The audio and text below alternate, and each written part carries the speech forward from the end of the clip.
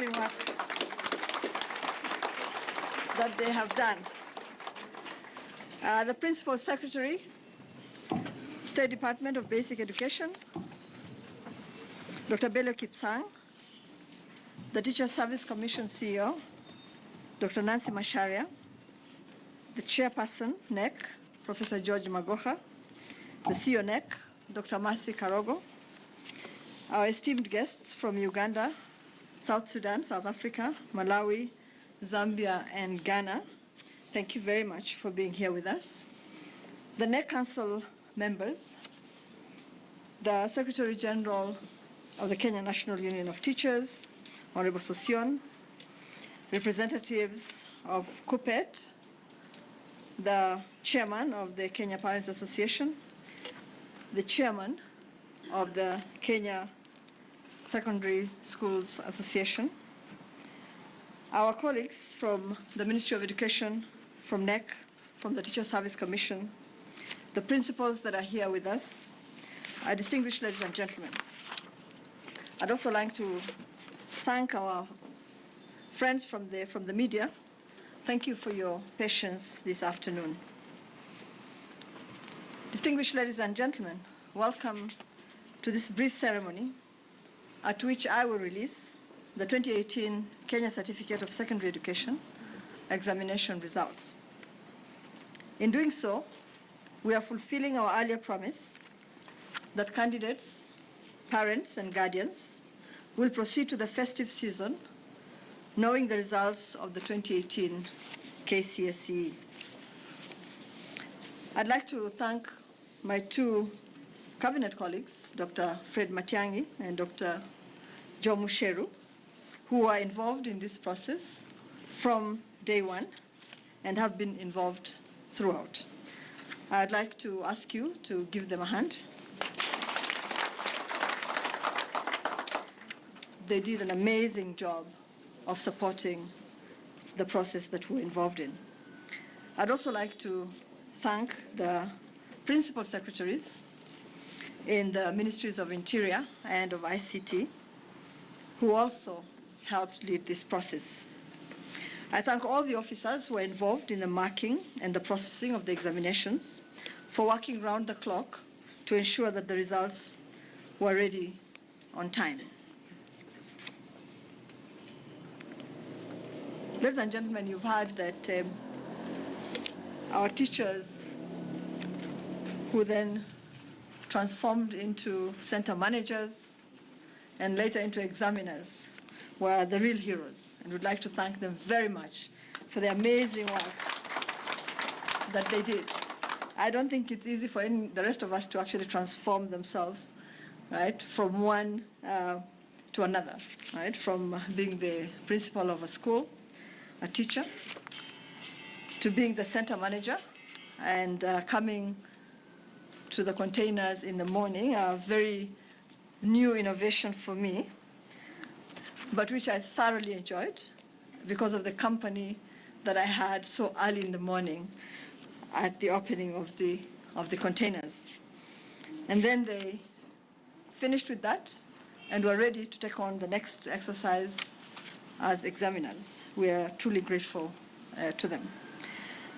As you may be aware, this year saw us step up the fight against examination cartels that had until 2015 permeated the process of administering examinations through facilitating all manner of cheating, including full-blown leaking of papers. I wish to announce that this spirited battle against the cartels hit a crescendo this year when the ministry, together with the Interior and National Coordination of Government Ministry, arrested 6 masterminds of examination cheating who had been on the run for more than 6 years. 4 have already been charged in various Kenyan courts and are awaiting justice to be meted against them. With the 6 now in custody, we are clearly on the way to eliminating these immoral and illegal practices that are intended to destroy the moral fabric of our society. Overall, ladies and gentlemen, the 2018 KCSE examinations were free of any leakage.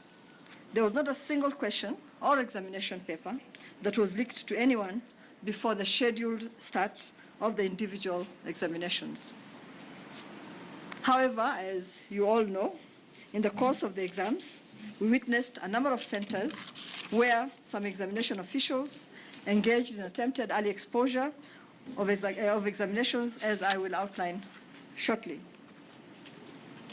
During the 2018 Jamhuri Day celebrations on December 12th, His Excellency President Uhuru Kenyatta directed us to work with relevant government agencies to ensure that all candidates who sat the KCPE 2018 exams joined secondary schools early next year under the 100% transition policy. Since then, I have issued directives to our field officers to ensure they map out their regions and work with teachers, with chiefs, with parents, with guardians, and other relevant officials to ensure that no child fails to report to Form 1 in January 2019.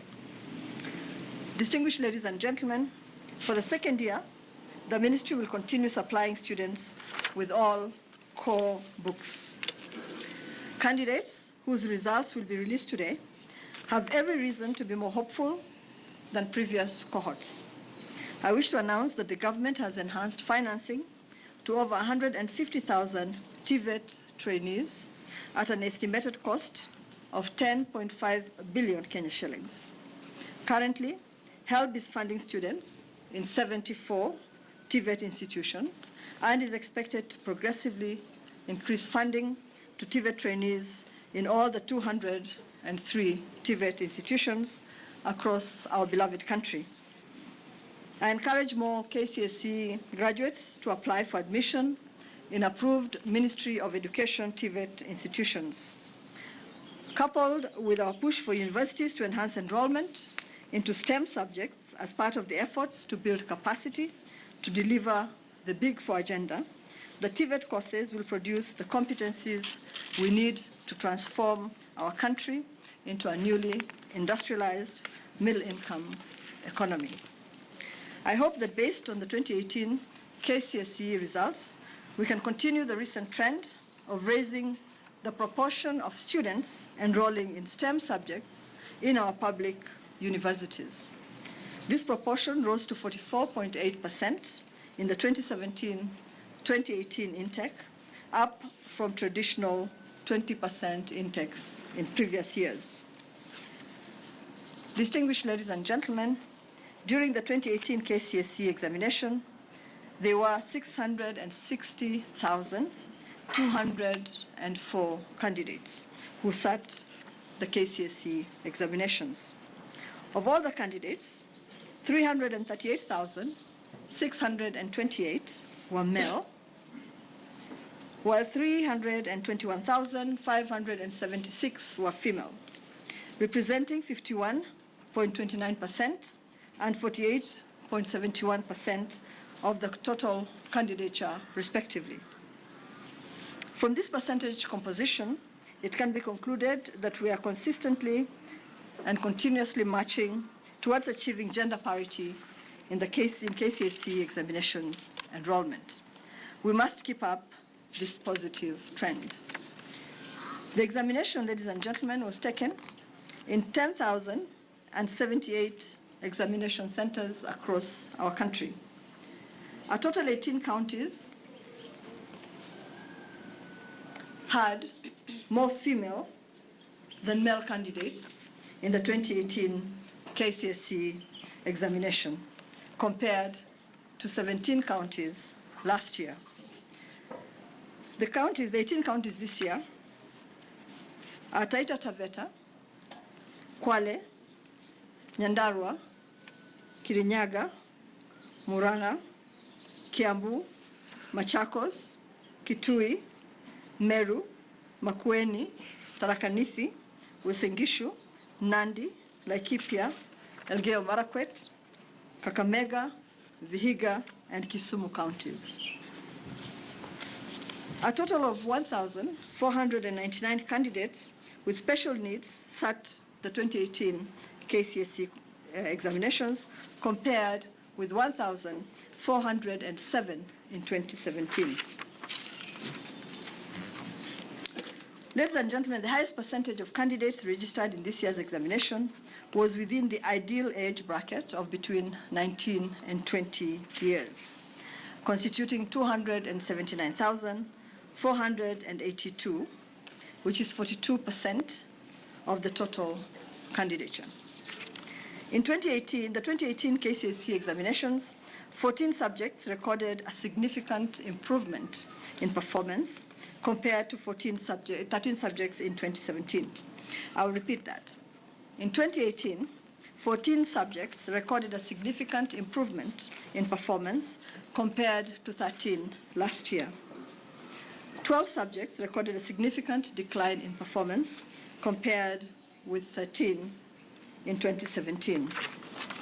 Female candidates performed better than male candidates in the following 6 subjects: English, Kiswahili, CRE, Home Science, Art and Design, and Metalwork.